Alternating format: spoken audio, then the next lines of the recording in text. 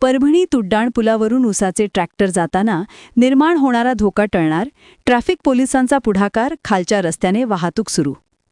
परभणी शहरातील उड्डाणपुलावरून उसाने भरलेली tractor trolley जाताना अनेकदा धोकादायक परिस्थिती निर्माण होत असल्याच्या घटना शहरवासियांनी वेळोवेळी अनुभवलेल्या आहेत.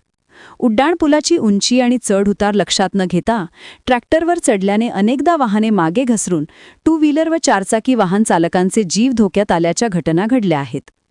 त्यामुळे उड्डाणपुलावरील वाहतूक अनेकदा विस्कळीत होऊन मोठ्या प्रमाणात ट्रॅफिकचा खोळंबा होत होता.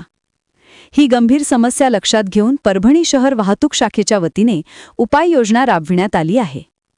उड्डाणपुलावरून उसाच्या ट्रॅक्टरची वाहतूक धोकादायक असल्याचे निरीक्षण केल्यानंतर खालचे रस्ते दुरुस्त करून त्या मार्गाने ट्रॅक्टरची वाहतूक सुरू करण्यात आलेली आहे.